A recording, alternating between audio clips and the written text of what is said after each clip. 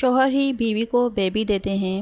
آپ نے مجھ سے وعدہ کیا تھا میں آپ کی بات مانوں گی تو آپ مجھے بیبی دیں گے۔ بولا ہاں تو میں کب مکرا ہوں، میں تمہیں بیبی دوں گا نا جب تم تھوڑی بڑی ہو جاؤ گی۔ وہ بولی جو بڑے ہوتے ہیں ان کی شادی ہوتی ہے اور میں بڑی ہو گئی ہوں، مجھے نہیں پتا، مجھے بیبی چاہیے۔ رات کے اس پہر اس کے ہوش ربا حسن کے سامنے اسامہ کا اپنے آپ پر قابو رکھنا مشکل ہوتا جا رہا تھا۔ آخر وہ کب تک اپنی خواہشات کے آگے بند باندھتا تھا؟ تو وہ ایک پورا مرد اور زمر بھی 18 سال کی تھی۔ اسامہ کا خود پر کنٹرول رکھنا مشکل ہوتا جا رہا تھا۔ اس نے زمر کے کپڑے ایک سائیڈ پر رکھے اور آنکھوں میں خمار بھر کر اسے اپنے قریب کرتے ہوئے بولے تمہیں واقعی بیبی چاہیے نا؟ بولی کب سے مانگ رہی ہوں بیبی۔ اسامہ بولا بیبی لینا کوئی آسان بات نہیں ہے، اس کے لیے بہت تکلیف برداشت کرنی پڑتی ہے، کیا تم وہ تکلیف برداشت کر لو گی؟ زمر نے معصومیت سے اپنا سر ہاں میں ہلایا اور بولی بیبی کے لیے میں سب کچھ کر لوں گی، آپ مجھے بتائیں مجھے کیا کرنا ہے؟ وہ مدہوش ہوتا ہوا اپنے آپ کو کنٹرول کرنے کی کوشش میں بے حال ہو رہا تھا۔ بولا بہت اچھا، تو پھر تم رو گی تو نہیں؟ وعدہ کرو مجھ سے۔ بولی وعدہ میں بالکل نہیں روں گی، میں تو خوش ہوں گی کہ مجھے بیبی مل رہا ہے۔ بولا اچھا پھر میں جو کرتا چاہوں گا، مجھے روکنا مت۔ بیبی لینے کے لیے سب سے پہلے میاں بیوی دونوں کو اپنے اپنے پہناوے بھی ریموو کرنے پڑتے ہیں، اور یہ کہتے ہوئے اس نے آہستہ سے زمر کی شرٹ ریموو کی تھی۔ اس کے بھرپور نصفانی حسن کو دیکھ کر وہ حیران رہ گیا تھا۔ پھر اس نے اپنی شرٹ ریموو کی۔ ایسے ہی سارے پردے ہٹانے کے بعد وہ زمر کے اوپر شانے لگا تھا۔ زمر اسامہ کے اس نئے روپ کو دیکھ کر خوفزدہ ہوئی تھی، لیکن اسامہ نے مخمور لہجے میں اس کے کانوں میں یہی بات بولی تھی بیبی لینا ہے نا تو چپ کر کے لیٹی رہو، میں تمہیں وہی دینے کی کوشش کر رہا ہوں، اگر بیبی لینا ہے تو کوئی آواز نہ آئے۔ یہ کہتا ہوا وہ اس کے اوپر اپنی من مرضیاں چلانے لگا تھا۔ اسے بے چین کرتے ہوئے وہ اس کے انگ انگ پر اپنے پیار کی مہریں لگاتا ہوا اپنے جذبات کو اتنا عرصہ کنٹرول کرنے کے بعد آج وہ ان پر بندھا بند توڑ گیا تھا۔ اپنی طرف سے بہت احتیاط کرتے ہوئے وہ اپنے آپ کو نرمی سے اس کی گہرائیوں میں اتار گیا تھا۔ زمر کے منہ سے ایک چیخ بلند ہوئی اور وہ بے آب مچھلی کی طرح تڑپتے ہوئے اسے خود سے دور کرنے کی کوشش کرنے لگی۔ اس کے منہ پر جلدی سے ہاتھ رکھتے ہوئے وہ بولا بیبی بھاگ جائے گا، مجھے کرنے دو، تمہارے شور کی آواز سے بیبی بھاگ جائے گا۔ بس اس کا یہ بولنا تھا کہ پھر اسے زمر کی کوئی آواز نہیں آئی تھی، بس آنسو، سسکیاں، گٹی گٹی سی چیخیں جن کو روکنے کی کوشش میں وہ ہلکان ہو رہی تھی۔ بیڈ شیٹ کو مٹھیوں میں دبوچ کر وہ خود پر ضبط کرتے ہوئے پوری کوشش سے اپنی آوازوں کو روک رہی تھی۔ زمر جب 7 سال کی تھی تو اس کے والدین ایک کار ایکسیڈنٹ میں اللہ کو پیارے ہو گئے تھے۔ تب سے لے کر اب تک دادی نے اس کو اپنے دل کے ساتھ لگا کر پالا تھا۔ صفیہ بیگم کو اپنی پوتی جان سے زیادہ عزیز تھی۔ وہ اس کی چھوٹی چھوٹی تکلیف پر تڑپ اٹھتی تھی اور گھر میں کسی بچے کو اجازت نہیں تھی کہ وہ زمر کو انگلی سے بھی چھو جائے۔ زمر کے دماغ پر اپنی ماں باپ کے ایکسیڈنٹ سے اچانک موت کا اتنا بڑا اثر پڑا تھا کہ وہ بڑی تو ہو گئی تھی لیکن اس کا دماغ ابھی بھی 7 سالہ چھوٹی بچی جیسا ہی تھا۔ گھر میں اس کے تایا کے 2 بچے بھی تھے، جن میں تایا کا بیٹا اسامہ اس سے 12 سال بڑا تھا اور تایا کی بیٹی حلیمہ اس سے 5 سال بڑی تھی، لیکن سب ہمیشہ اسے چھوٹے بچے کی طرح ہی ٹریٹ کرتے تھے۔ اپنی چھوٹی چھوٹی سی خواہشات کے لیے ضد کرنا، چھوٹی چھوٹی سی باتوں کو بہت بڑا بڑا بنا کر پیش کرنا اور ذرا سی تکلیف پر بہت بڑا ری ایکشن دینا زمر کی عام معمولات میں شامل تھا۔ یہ نہیں تھا کہ زمر کا علاج نہیں کروایا گیا تھا، بہت سے سائیکیٹرسٹ کے پاس اس کو لے جایا گیا تھا، لیکن سبھی کا یہی کہنا تھا کہ جیسے اچانک زمر ایکسیڈنٹ کی وجہ سے اپنے آپ کو اسی 7 سالہ بچپن میں بند کر گئی ہے، اب بالکل ایسے ہی زندگی میں کوئی بھی جھٹکا اس کو واپس اپنے حال میں کھینچ کر لا سکتا ہے۔ تایا سکندر شاہ نے بہت کوشش کی تھی لیکن ان کی کوئی بھی کوشش کامیاب نہیں ہوئی تھی۔ اب زمر کی عمر تقریباً 18 سال ہو چکی تھی اور ابھی تک وہی 7 سالہ بچوں والا رویہ تھا۔ اس کا اپنے چھوٹے چھوٹے ٹیڈی بیئرز اور کھلونوں کے ساتھ کھیلنا، چھوٹی چھوٹی باتوں پہ ضد کرنا اور اگر کسی وجہ سے اس کی کوئی بات نہ مانی جائے تو اونچی آواز میں رونا شروع کر دینا، لیکن کوئی بھی اس کی ان حرکتوں سے پریشان نہیں تھا، اسے بہت ہی پیار سے سمجھایا جاتا تھا اور وہ کسی حد تک بہل بھی جاتی تھی۔ تایا کا بیٹا اسامہ سکندر آرمی میں میجر کی پوسٹ پر تھا۔ مہینے 2 مہینے بعد وہ چھٹی ملنے پر گھر آتا تھا۔ اس بار جب وہ گھر آیا تو گھر والوں نے اس کے اوپر ایک اور بم پھوڑا تھا۔ وہ تھا زمر کا اسامہ سکندر کے ساتھ نکاح۔ سکندر شاہ نے اپنی ماں کو کافی سمجھایا تھا لیکن صفیہ بیگم کی سوئی ایک ہی بات پر اٹکی ہوئی تھی کہ ابھی تو میری سانس چل رہی ہے اور میں اپنی بیٹی کی دیکھ بھال کرتی ہوں، لیکن اگر میری آنکھیں بند ہو گئی اور میری بچی دنیا کے رحم و کرم پر آ گئی تو میں اپنے بیٹے کو اوپر جا کر کیا منہ دکھاؤں گی؟ سکندر شاہ کچھ بھی کرو میں نہیں جانتی، لیکن مجھے ہر حالت میں زمر کا مستقبل سیکیور کرنا ہے، اور تم جانتے ہو نا ڈاکٹر نے کیا کہا ہے کہ زندگی کے کسی موڑ پر بھی زمر کی ذہنی کنڈیشن صحیح ہو سکتی ہے، اس لیے ہم اس بات کا انتظار نہیں کر سکتے، میں اسے تنہا نہیں چھوڑ سکتی، اس لیے میجر اسامہ سکندر کے گھر آتے ہی اس کا نکاح زمر کے ساتھ کیا جائے گا، اس سے پہلے کہ کوئی لڑکی اسامہ کی زندگی میں آ جائے میں یہ برداشت نہیں کروں گی۔ حلیمہ کی شادی 6 ماہ پہلے ہوئی تھی اور اب تھی اسامہ سکندر کی باری۔ خاندان میں ایک سے بڑھ کر ایک لڑکی موجود تھی، سبھی میجر اسامہ سکندر کی وجاہت پر مرتی تھی۔ میجر اسامہ سکندر ایک بھرپور نوجوان ڈیشنگ پرسنالٹی کا مالک، جب وہ یونیفارم پہن کر گھر سے نکلتا تھا تو لوگوں کی نگاہیں پلٹنا بھول جاتی تھی۔ غصے کا بھی کافی تیز تھا، لیکن زمر کے معاملے میں بالکل اس کے ساتھ بچہ ہی بن جاتا تھا۔ زمر نیلی آنکھوں والی کسی نازک سی ہی گڑیا کی طرح تھی۔ 18 سالہ زمر، جس کی آنکھیں نیلے کانچ کی طرح زندگی سے بھرپور تھی، دیکھنے والے کو حیرت میں مبتلا کر دیتی تھی۔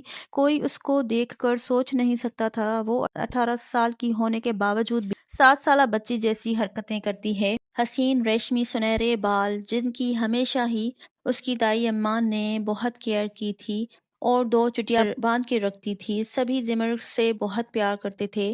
تایا اور تائی بھی بن ماں باپ کی بچی کو پھولوں کی طرح رکھتے تھے، اور دادی کی تو وہ آنکھ کا تارا تھی، کیونکہ سکندر شاہ کے چھوٹے بھائی اکبر شاہ اپنی ماں کے بہت لاڈلے تھے، اور ان کے جانے کا دکھ ان کی ماں صفیہ بیگم نے اپنے دل سے لگا لیا تھا۔ اب وہ اپنے بیٹے کی نشانی زمر میں ہی اپنے بیٹے کو ڈھونڈتی تھی اور اسے اپنے دل سے لگا کر رکھتی تھی۔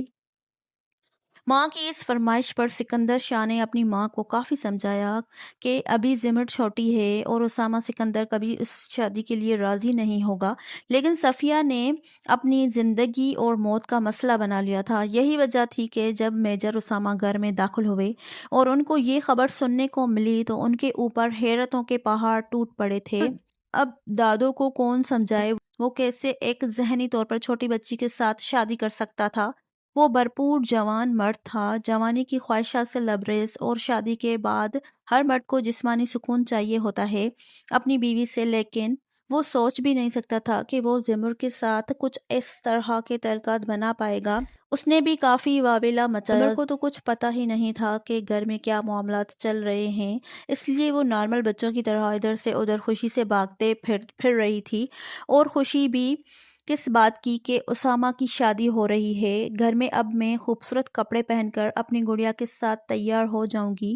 میجر اسامہ بھی اپنے دادو کی ضد کے سامنے بے بس ہوئے تھے، اور انہوں نے بھی مرتا کیا نہ کرتا کہ مستاق اس رشتے کے لیے ہاں کر دی تھی، لیکن دل ہی دل میں وہ بے انتہا پریشان تھا۔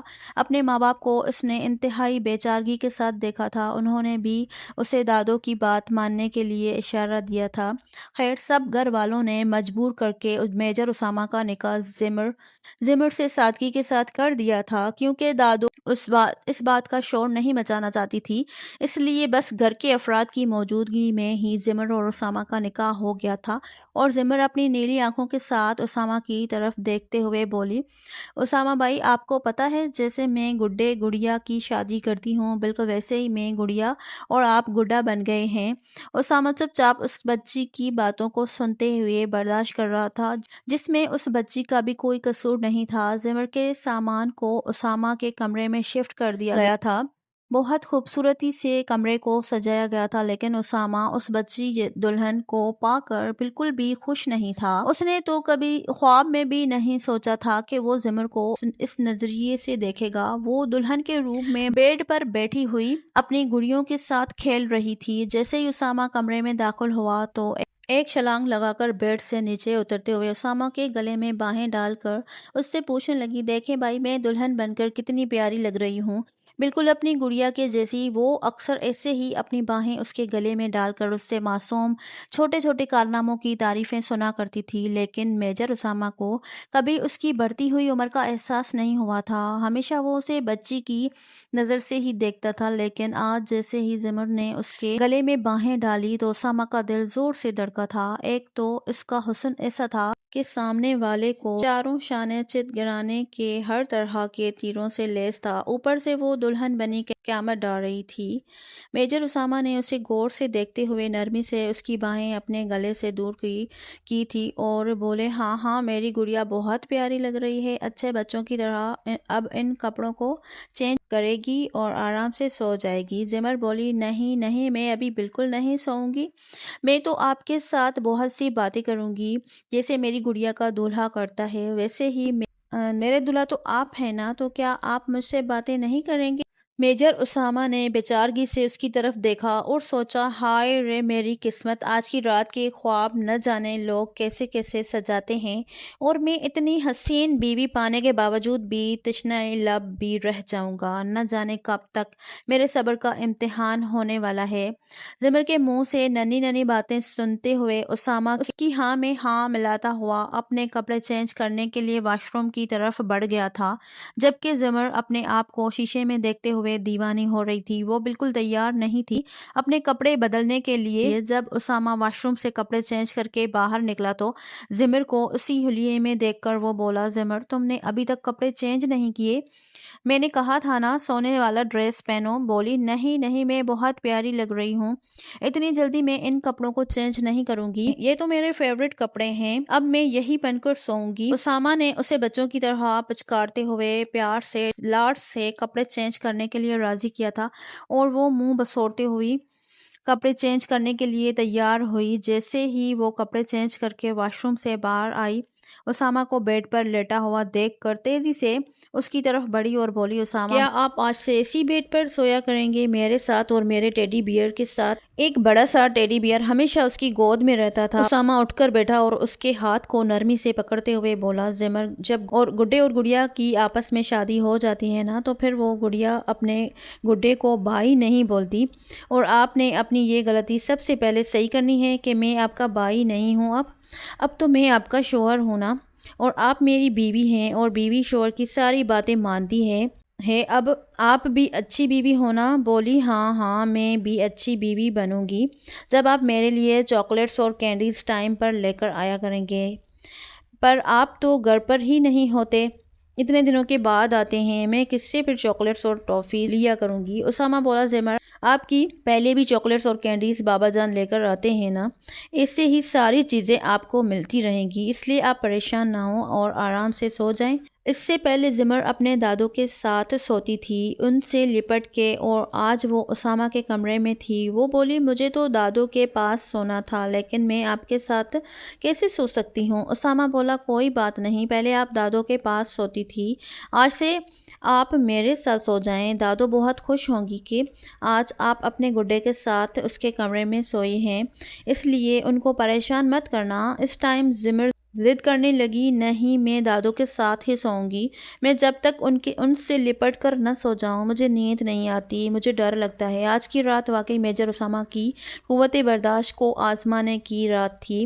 انہوں نے ریموٹ سے کمرے کی لائٹ ڈم کی اور اسے بولے، زمر چپ کر کے سو جاؤ، میں ہوں نا کمرے میں، کچھ نہیں ہوتا۔ لائٹ ڈم کرنے کی دیر تھی کہ زمر نے اچانک ہی میجر اسامہ کے اوپر چھلانگ لگائی اور اس کے ساتھ لپٹ گئی۔ نہیں نہیں، میں اس طرح سے نہیں سو سکتی، مجھے بہت ڈر لگتا ہے۔ میجر اسامہ کے دل کی دھڑکنیں ایک دم ہی تیز ہو گئی تھی۔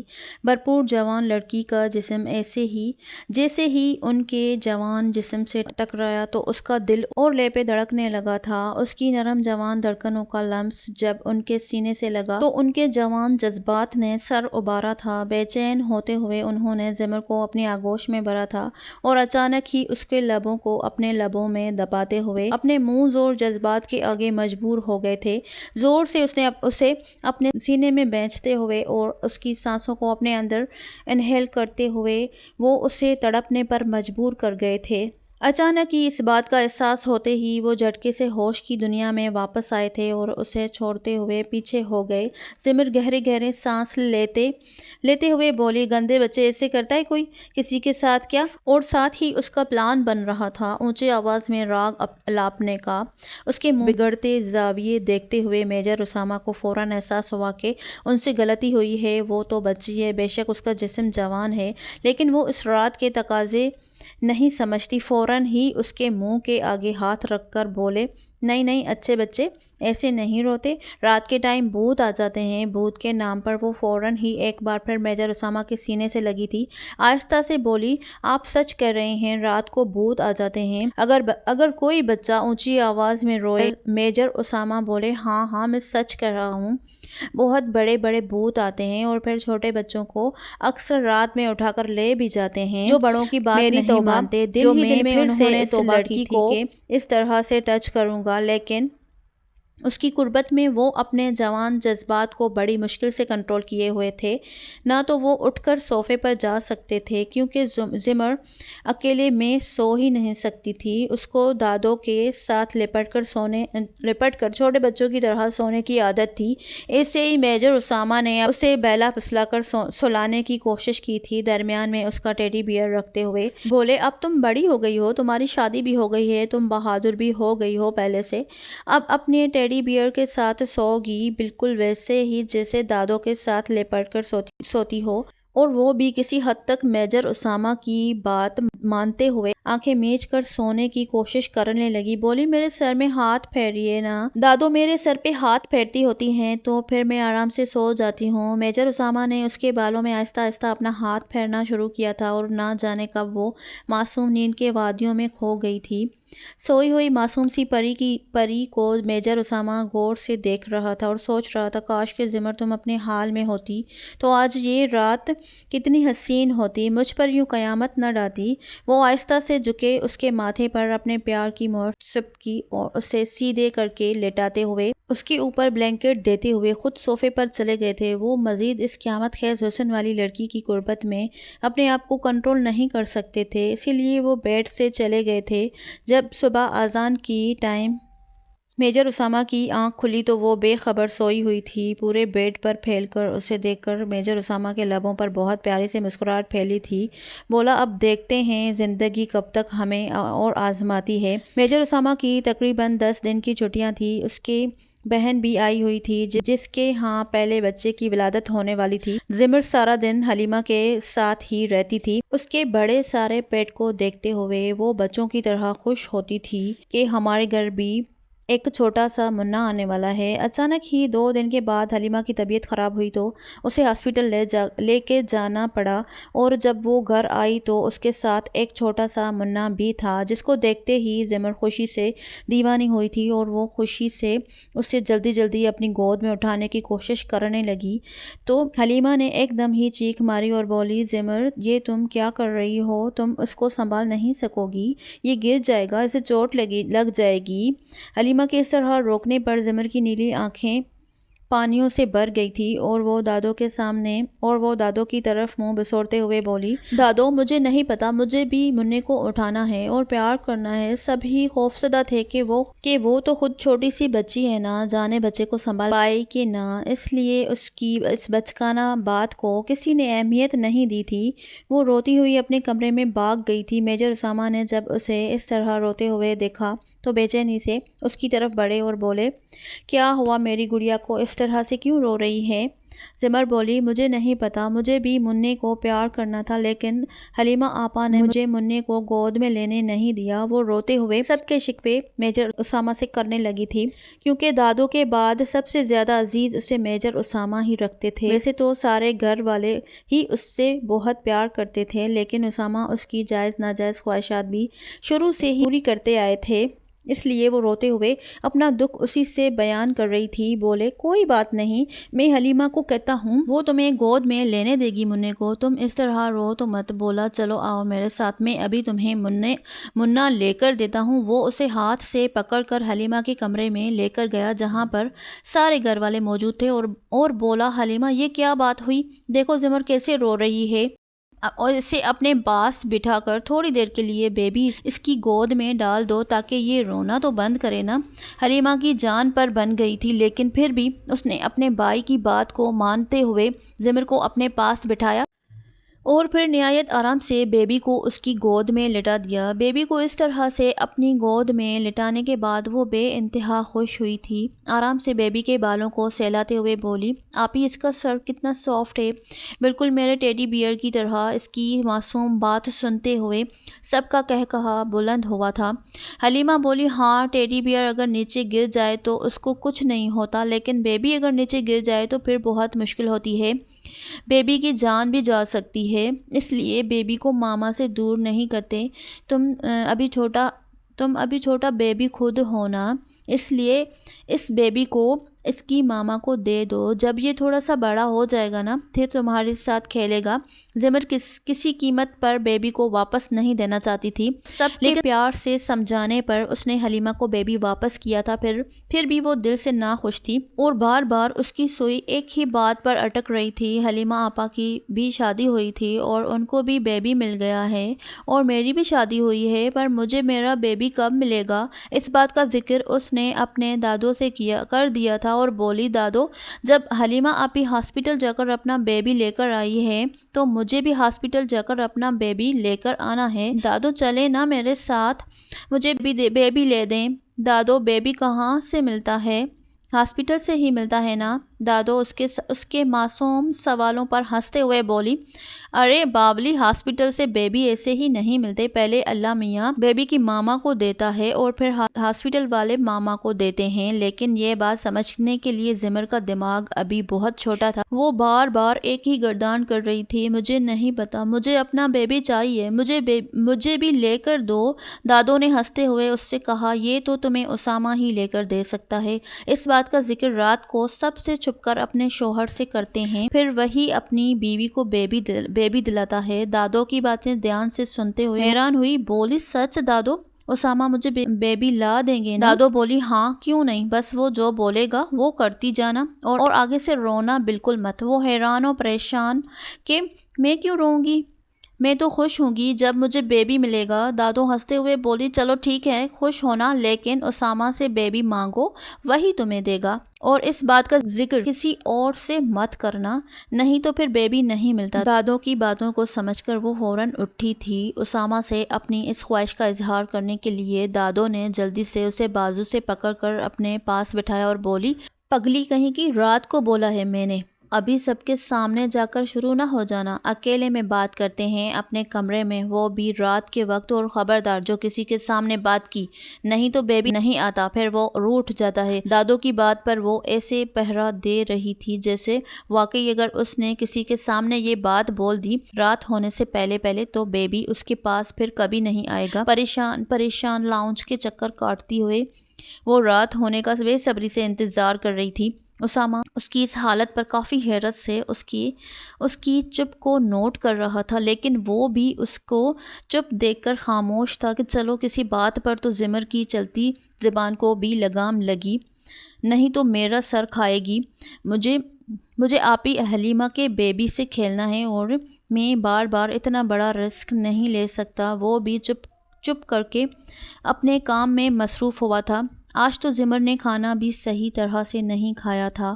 شام ڈلتے ہی وہ اپنے کمرے میں بند ہو گئی تھی اور میجر اسامہ کا بے صبری سے کمرے میں انتظار کر رہی تھی۔ پھر بھی اپنے کاموں سے فارغ ہوتے ہوئے میجر اسامہ کو کمرے میں آتے ہوئے تھوڑی دیر ہوئی تھی، جیسے ہی دروازہ کھول کر وہ کمرے میں داخل ہوا، جٹ سے زمر نے اپنی باہیں اس کے گلے میں ڈال دی۔ اچانک افتاد پر میجر اسامہ بوکھلا کر رہ گئے اور بولے، ارے زمر کیا ہو گیا ہے؟ ہے۔ بولی آپ نے اتنی دیر کیوں آنے میں کر دی؟ میں کب سے آپ کا انتظار کر رہی تھی۔ وہ پیار سے بولی، اس کی طرف دیکھتے ہوئے بولے میری گڑیا میرا انتظار کیوں کر رہی تھی؟ بولی مجھے آپ سے بہت ضروری بات کرنی ہے۔ جو لڑکی شادی ہونے کے بعد رات میں اپنے شوہر سے کرتی ہے، اس طرح سے رازداری کے ساتھ اس سے یوں بات کرتے ہوئے دیکھ کر میجر اسامہ کے چہرے پر مسکراہٹ پھیل گئی اور بولے اچھا تو میری گڑیا نے ایسی کون سی بات کرنی ہے جو شادی کے بعد اپنے شوہر سے کی جاتی ہے؟ ذرا مجھے بھی تو پتہ چلے۔ وہ ایسے ہی اپنی باہوں کا ہار اس کے گلے میں ڈالے ہوئے اور اس سے لپٹی جا رہی تھی اور میجر اسامہ کے صبر کو آخری حدوں تک آزما رہی تھی۔ اس سے پہلے کہ وہ بہکتے انہوں نے آہستہ سے زمر کو خود سے الگ کیا اور بیڈ پر بٹھاتے ہوئے بولے ہاں تو آرام سے بیٹھ کر مجھے بتاؤ کہ کون سی بات کرنی ہے تم نے مجھ سے؟ بولی جیسے حلیمہ آپی کی شادی ہوئی اور پھر تھوڑے دنوں کے بعد وہ ہاسپٹل سے جا کر اپنا بیبی لے کر آئی ہیں، بالکل ایسے ہی مجھے بھی اپنا بیبی چاہیے۔ میری بھی تو شادی ہو گئی ہے نا۔ اب اس کی بات سن کر میجر اسامہ نے اپنا سر پیٹا تھا اور اس کی طرف دیکھتے ہوئے گہری مسکراہٹ لبوں پر سجاتے ہوئے جو روکنے کی کوششوں کے باوجود ان کے ہونٹوں پر پھیل گئی تھی، بولے میری گڑیا تو ابھی خود چھوٹا سا بیبی ہے۔ بیبی بڑے لوگوں کو ملتا ہے، چھوٹے بچوں کو نہیں۔ وہ بولی نہیں، جن کی شادی ہوتی ہے ان کو بیبی مل جاتا ہے، میں نے دیکھا ہے۔ مجھے بھی میرا بیبی چاہیے، میری بھی تو شادی ہو گئی ہے۔ میجر اسامہ کو سمجھ نہیں آ رہی تھی کہ وہ اسے کس طرح سے سمجھائیں۔ بولے یہ دیکھو یہ ٹیڈی بیئر، یہ آپ کا بیبی ہے، بچوں کا بیبی یہی ہوتا ہے، اور اب مجھے تنگ مت کرو، چپ کر کے سو جاؤ۔ میجر اسامہ کے اس طرح دو ٹوک جواب پر وہ بھی سخت سے لہجے میں سن کر زمر کے نیل گونین کٹورے پانیوں سے لبریز ہوئے تھے۔ اس کی آنکھوں سے بہتے آنسو دیکھ کر میجر اسامہ بے چین ہو کر اس کی طرف بڑھے اور اس کے آنسو صاف کرتے ہوئے بولے دیکھو زمر، چھوٹے بچے یوں ضد نہیں کرتے، بڑوں کی بات مانتے ہیں۔ میں وعدہ کرتا ہوں میں تمہیں بیبی لے کر دوں گا۔ تم تھوڑی سی بڑی ہو جاؤ، جب تم بیبی سنبھالنے کے قابل ہو جاؤ گی تو میں تمہیں بیبی لے کر دوں گا، وہ تمہارا اور میرا بیبی ہوگا جسے ہم مل کر کھیلا کریں گے۔ زمر بولی سچ آپ وعدہ کریں مجھ سے؟ بولا ہاں میں وعدہ کر رہا ہوں، اور تم بھی مجھ سے وعدہ کرو کہ مجھے یوں بلا وجہ تنگ نہیں کرو گی آئندہ۔ اگر تم میرے کہنے کے مطابق عمل کرتی رہی، میری بات مانتی رہی تو بہت جلد میں تمہیں بیبی لے کر دوں گا۔ زمر نے آنکھیں بند کر کے میجر اسامہ کی باتوں پر لبیک کہا تھا اور بولے سب سے پہلی بات یہ ہے کہ اب اچھے بچوں کی طرح سو جاؤ۔ زمر نے آگے سے کوئی بات نہیں کی تھی اور سونے کے لیے لیٹ گئی تھی، لیکن بے چینی سے پہلو بدلنے لگی۔ اس کو اس طرح سے بے چین دیکھ کر اسامہ بولے زمر کیا کوئی پریشانی ہے؟ بولی ہاں، مجھے اکیلے میں نیند نہیں آتی، میرے بالوں میرے سر میں ہاتھ پھیرے نا۔ ایک گہری سانس بھرتے ہوئے میجر اسامہ اس کے ساتھ لیٹے تھے۔ وہ اچانک سے اسامہ کے ساتھ لپٹتے ہوئے سینے پر اپنے سر کو رکھ گئی تھی۔ میجر اسامہ کے دل کی دھڑکن بڑھی تھی۔ یہ لڑکی بار بار ان کے ضبط کو آزما رہی تھی، لیکن انہوں نے جی کڑا کر کے اس کے سر پر ہاتھ پھیرنا شروع کیا تھا اور چند منٹ اندر ہی زمر سو چکی تھی۔ اس کو بیڈ پر سیدھا کر کے لٹاتے ہوئے وہ اس کی معصوم خواہش کو سوچتے ہوئے مسکرائے تھے۔ بولے کاش زمر تم جلدی صحیح ہو جاؤ تو تمہاری یہ خواہش میں چٹکیوں میں پوری کر دوں گا۔ میں تو خود بے چین و بے قرار ہوں تم پر اپنے پورے حق استعمال کرنے کے لیے۔ اور وہ جا کر صوفے پر لیٹے تھے۔ نہ جانے کب ان کو نیند آ گئی تھی۔ آج ان کی آخری چھٹی تھی اور انہیں واپس جانا تھا۔ دادو نے بہت ضد کر کے زمر کو بھی ان کے ہمراہ کیا تھا۔ میجر اسامہ کے پاس اپنا گھر موجود تھا، بس وہ زمر کے ذمہ داری لینے سے گھبرا رہے تھے کہ وہ تو خود ایک چھوٹی سی بچی ہے، وہ کیسے تنہا اس کا خیال رکھیں گے، حالانکہ ان کو ڈیوٹی بھی کرنی ہوتی تھی۔ اس پریشانی کا حل دادو نے یہ نکالا تھا کہ آیا کو اس کے ساتھ بھیج دیا تھا، 24 گھنٹے وہی زمر کا خیال رکھے گی۔ زمر بھی بے انتہا خوش تھی۔ دادو اسے بار بار سمجھا رہی تھی کہ تم نے بیبی اسامہ سے لینا ہے، وہی تمہیں بیبی دے سکتا ہے، اب جب واپس آؤ گی بیبی لے کر آنا۔ دادو کی بات پر پکی ہوئی وہ خوشی خوشی اسامہ کے ساتھ جانے کے لیے تیار تھی کہ وہ اسے بیبی لے کر دیں گے۔ جب اسامہ زمر کو لیے ہوئے اپنے آرمی والے بنگلے پر پہنچا تو وہ اتنا بڑا بنگلہ دیکھ کر حیران رہ گئی اور بولی آپ یہاں پر اکیلے رہتے ہیں؟ آپ کو ڈر نہیں لگتا؟ رات کو کوئی بھوت نہیں آتا؟ اس کی معصوم باتوں پر ہنستے ہوئے اسامہ بولا نہیں بھوت مجھ سے ڈرتے ہیں۔ وہ بولی اچھا اسی وجہ سے آپ اکیلے رہتے ہیں، مجھے بھی بھوتوں سے بچا لیں گے نا؟ بولا ہاں ہاں کیوں نہیں، تم تو میری چھوٹی سی گڑیا ہو، تمہیں بھلا میں بھوتوں کو کیسے دے سکتا ہوں۔ آج ان کو آئے ہوئے 5ویں رات تھی اور اچانک ہی رات کے کسی پر زمر نے اپنے اوپر پانی گرا لیا تھا اور اس کے کپڑے گیلے ہو چکے تھے۔ سردی کی وجہ سے کانپتی ہوئی وہ اسامہ کو جگا رہی تھی۔ اٹھے نا، میرے کپڑے گیلے ہو گئے ہیں، ان کو چینج کروا دیں۔ رات کے اس پہر اچانک زمر کو بولتے ہوئے سن کر اسامہ جلدی سے اٹھا اور بولا کیا ہوا زمر؟ زمر بولی وہ میں پانی پینے کے لیے اٹھی تھی تو میرے اوپر پانی گر گیا ہے، میرے کپڑے گیلے ہو گئے ہیں، اب چینج کروا دیں۔ پریشان نظروں سے اس نے زمر کی طرف دیکھا اور بولا تم کپڑے چینج کر لو نا، الماری میں پڑے تو ہیں۔ وہ بولی نہیں مجھے نہیں کرنے خود چینج۔ بولا اچھا میں آیا کو بلا کر لاتا ہوں، وہ تمہارے کپڑے چینج کروا دیتی ہے۔ جیسے ہی وہ جانے کے لیے اٹھا اچانک اسے خیال آیا کہ آیا کی طبیعت تو بہت خراب ہے، اس ٹائم ان کو بے آرام کرنا مناسب نہیں، اس لیے جھجکتے ہوئے اس نے زمر کے کپڑے چینج کروانے کا ارادہ کیا۔ اٹھ کر الماری سے اس کے کپڑے نکالے اور بولا چلو اب ان کو چینج کرو۔ زمر معصوم بچوں کی طرح اپنی آنکھوں پر ہاتھ رکھتے ہوئے بولی لو میں آپ کو نہیں دیکھ رہی، اب آپ میرے کپڑے چینج کروا دیں۔ اور اس کی معصومیت پر اسامہ کی ہنسی نکل گئی۔ اسے ہنستا ہوا دیکھ کر زمر نے اچانک اپنی آنکھوں سے ہاتھ ہٹاتے ہوئے اور بولی ویسے مجھے یاد آیا کہ مجھے تو آپ سے بہت ضروری بات کرنی تھی۔ بولا اب اس ٹائم تمہیں کون سی ضروری بات کرنی ہے مجھ سے؟ بولی وہ بیبی والی بات مجھے پتا ہے، شوہر ہی بیوی کو بیبی دیتے ہیں، آپ نے مجھ سے وعدہ کیا تھا میں آپ کی بات مانوں گی تو آپ مجھے بیبی دیں گے۔ بولا ہاں تو میں کب مکرا ہوں، میں تمہیں بیبی دوں گا نا جب تم تھوڑی بڑی ہو جاؤ گی۔ وہ بولی جو بڑے ہوتے ہیں ان کی شادی ہوتی ہے اور میں بھی بڑی ہو گئی ہوں، مجھے نہیں پتا، مجھے بیبی چاہیے۔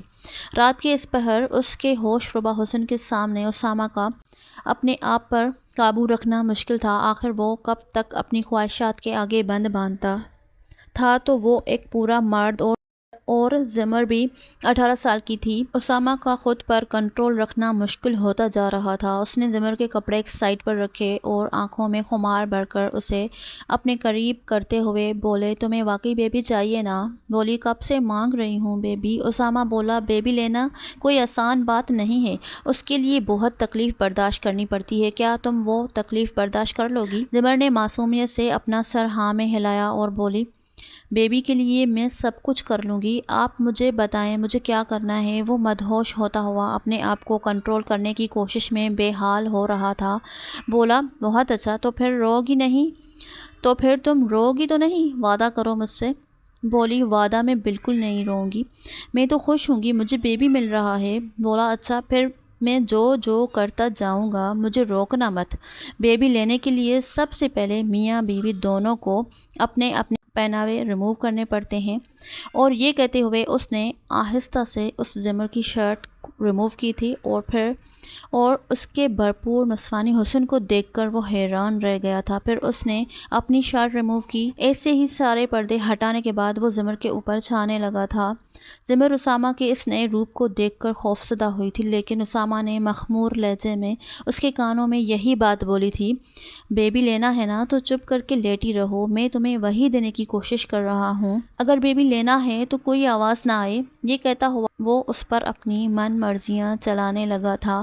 اسے بے چین کرتے ہوئے وہ اس کے انگ انگ پر اپنے پیار کی مہریں لگاتا ہوا اپنے جذبات کو اتنا عرصہ کنٹرول کرنے کے بعد آج وہ ان پر بندھا بند توڑ گیا تھا۔ اپنی طرف سے بہت احتیاط کرتے ہوئے وہ اپنے آپ کو نرمی سے اس کی گہرائیوں میں اتار گیا تھا۔ زمر کے منہ سے ایک چیخ بلند ہوئی اور وہ بے آب مچھلی کی طرح تڑپتے ہوئے اسے خود سے دور کرنے کی کوشش کرنے لگی۔ اس کے منہ پر جلدی سے ہاتھ رکھتے ہوئے وہ بولا بیبی بھاگ جائے گا، نہیں تو مجھے کرنے دو، تمہارے شور کی آواز سے بیبی بھاگ جائے گا۔ بس اس کا یہ بولنا تھا کہ پھر اسے زمر کی کوئی آواز نہیں آئی تھی، بس آنسو سسکیاں گٹی گٹی سی چیخیں جن کو روکنے کی کوشش میں وہ ہلکان ہو رہی تھی۔ بیڈ شیٹ کو مٹھیوں میں دبوچ کر وہ خود پر ضبط کرتے ہوئے پوری کوشش سے اپنی آوازوں کو روک رہی تھی اور اسامہ اس کو اپنی محبت میں پور بھگوتا ہوا اس کے تن من کو اپنا گیا تھا۔ اس کو اپنے آپ میں سمیٹتے ہوئے اس کے آنسو صاف کرتے ہوئے بولا بس اب میری جان نے میری بات مانی ہے نا؟ کچھ دن ہم روز یہ کریں گے اور پھر بہت جلد تمہیں بھی ہاسپٹل سے بیبی لے کر دوں گا۔ پہلی بار تھوڑا درد زیادہ ہوا ہے، اب آہستہ آہستہ جب ہم روز کریں گے تو یہ درد ختم ہو جائے گا اور اس کی جگہ بہت جلد تمہیں بیبی مل جائے گا۔ وہ ہر بار زمر کو بیبی کا بہلاوا دے کر اسے روز اپنے اس عمل کا عادی کر گیا تھا۔ پھر ایک دن اچانک ہی زمر کی طبیعت خراب ہونا شروع ہوئی تھی۔ وہ بے ہوش ہو کر اس کے باہوں میں لہرا گئی تھی۔ جب وہ شدید پریشانی کے حالت میں اسے ہاسپٹل لیے پہنچا تو ڈاکٹر نے اسے جو خبر سنائی تھی اسے سن کر وہ بے انتہا خوش ہوا تھا، کیونکہ زمر ماں بننے والی تھی۔ اور یہ خبر جب اس نے زمر کو سنائی تو وہ بھی بہت خوش ہوئی تھی۔ بولی، بیبی کہاں ہے؟ پھر میں نے تو بیبی کی آواز بھی نہیں سنی۔ اسامہ ہنستا ہوا بولا، زمر، بیبی چند مہینوں کے بعد خود ہی تمہیں مل جائے گا۔ ابھی تو بیبی نے ٹکٹ کنفرم کروائی ہے، ابھی وہ پلین میں بیٹھا ہے، آہستہ آہستہ وہ تمہاری طرف آ رہا ہے۔ جب یہ خبر اس نے اپنی والدہ اور دادو کو سنائی تو وہ خوشی سے نہال ہوئی تھی اور بولی، زمر کو لے کر جلد از جلد گھر آ جاؤ، اس کا اکیلے یوں تنہا رہنا صحیح نہیں ہے۔ دادو کی بات مانتے ہوئے وہ اگلے دن ہی واپسی کے لیے روانہ ہوا تھا۔ راستے میں اچانک ہی ان کی گاڑی کے سامنے ایک اور گاڑی کا بہت ہولناک ایکسیڈنٹ ہوا تھا، جسے دیکھتے ہی زمر ہوش و حواس سے بیگانہ ہو گئی تھی۔ لاکھ اس کے ہاتھ پاؤں ملے، لاکھ اسے ہوش دلانے کی کوشش کی، لیکن اس کو تو جیسے ہوش آنا ہی نہیں تھا۔ فوراً ہی اسے قریبی ہاسپٹل میں لے کر گئے، جہاں ڈاکٹرز نے اسے ہوش دلانے کی کوشش کی تھی۔ اسامہ نے گھر پر بھی فون کر دیا تھا۔ دادو، بابا اور ماما فوراً ہی ہاسپٹل کے لیے نکلے تھے، کیونکہ یہ سب گھر کے قریب ہی ہوا تھا۔ وہ سب ہاسپٹل پہنچے۔ جیسے ہی زمر کو ہوش آیا، اس نے اپنے پاس سب سے پہلے جس چہرے کو دیکھا وہ میجر اسامہ کا پریشان چہرہ تھا۔ بے ساختہ زمر اپنے ارد گرد موجود لوگوں کی موجودگی کا احساس کیے بغیر اسامہ کے ساتھ لپٹ کر زور زور سے رونے لگی اور بولی، مجھے ایسا لگا تھا جیسے میں نے آج آپ کو کھو دیا ہے۔ اسے یوں ہوش مندانہ انداز میں باتیں کرتے ہوئے سن کر سبھی حیران ہوئے تھے۔ جب وہ دادو کو دیکھ کر ان سے بھی لپٹ کر رونے لگی، دادو، جیسے میں نے اپنے ماں باپ کو کھویا تھا، میں کسی اور کو کھونا نہیں چاہتی، دادو، میں مر جاؤں گی۔ سارے ہی جذباتی ہو رہے تھے اور دادو تو بلک بلک کر رو رہی تھی۔ زمر کے اس طرح ہوش میں آنے کے بعد گھر کے سبھی لوگ خوش تھے۔ ڈاکٹر نے ان کو بتایا تھا کہ زندگی میں کوئی جذباتی جھٹکا ہی زمر کو اس کے حال میں لوٹا سکتا تھا، اور وہ جذباتی جھٹکا زمر کو لگ چکا ہے۔ میجر اسامہ پر تو جیسے شادی مرگ کی کیفیت طاری تھی۔ ان کا بس نہیں چل رہا تھا کہ وہ زمر کو سب کے سامنے سے اٹھا کر لے جائے۔ جب وہ گھر پہنچے اور میجر اسامہ کو رات کے وقت اپنے کمرے میں زمر سے تنہائی میں بات کرنے کا موقع ملا تو وہ اس سے لپٹ گئے اور بولے، میں نہیں جانتا تھا میری گڑیا کو اس طرح سے ہوش آئے گا۔ یقین جانو، اگر مجھے پتا ہوتا تو میں بہت پہلے یہ جھٹکا تمہیں لگوا چکا ہوتا۔ ہنستے ہوئے بولا، اور جیسے میں نے تمہیں بیبی دیا ہے نا، وہ تمہیں میں نے اب ہوش حواس میں دینا تھا۔ کتنا مزہ آتا ہے جب تم اپنا حصہ ڈالتی۔ تو زمر شرارت سے بولی، تو اب مجھے کیا ہو گیا ہے، اب بھی تو میں اپنا حصہ ڈال سکتی ہوں نا۔ میجر اسامہ دیوانہ ہوا تھا۔ دونوں ہی راز و نیاز کی باتیں کرتے ہوئے کب ایک دوسرے میں مدغم ہوئے تھے، انہیں خبر نہ ہوئی شب و روز کیسے گزر رہے تھے۔ دونوں کو پتہ ہی نہ چلا کب 9 مہینے بیتے اور کب زمر کو ہاسپٹل لے جانے کی ضرورت پیش آئی۔ اچانک ڈاکٹر نے اس کی گود میں ایک ننھا سا بچہ تھمایا، جسے تھام کر زمر کے آنسو نہیں رک رہے تھے۔ میجر اسامہ بھی جذباتی سے بار بار زمر کے آنسو صاف کرتے ہوئے اسے مبارکباد دے رہے تھے۔ اپنے ماں باپ بننے کی خوشی میں سب لوگ خوشی خوشی بچے کو لے کر گھر آئے تھے۔ رات ہوتے ہی میجر اسامہ کمرے میں زمر کے کان کے پاس جاتے ہوئے سرگوشیانہ انداز میں بولے، زمر، دوسرا بیبی جب لینا ہو مجھے بتانا۔ زمر دونوں ہاتھوں سے انہیں پیچھے دھکیلتے ہوئے بولی، مجھے کیا پتا تھا بیبی لیتے ہوئے اتنی تکلیف ہوتی ہے، خبردار جو اب مجھ سے بیبی کے بارے میں کوئی بات کی تو۔ میجر اسامہ ہنستے ہوئے بولے، زمر، ایک بیبی تم نے مجھ سے لیا تھا، لیکن ایک بیبی اب میں تم سے لوں گا، تیار رہنا۔ جیسے ہی تم ٹھیک ہوتی ہو نا، ویسے ہی میں اپنے حصے کا بیبی تم سے لوں گا۔ جیسے میں نے پیار سے تمہاری بات مانی تھی، ویسے ہی تمہیں بھی پیار سے میری بات ماننی ہوگی۔ یہ سنتے ہوئے زمر کے گال شرم سے سرخ انگارہ ہوئے تھے۔ پر وہ دونوں ہاتھوں میں اپنے چہرے کو چھپا گئی تھی۔ اس کی اس معصوم ادا پر میجر اسامہ کا بلند قہقہا کمرے میں گونجا تھا۔ بولا میری شدتوں سے اب تم زیادہ دور نہیں رہ پاؤ گی۔ کیسی لگی آپ کو ہماری آج کی کہانی؟ اگر اچھی لگی ہے تو اس کو لائک کر کے چینل کو سبسکرائب کر لیجئے۔ شکریہ۔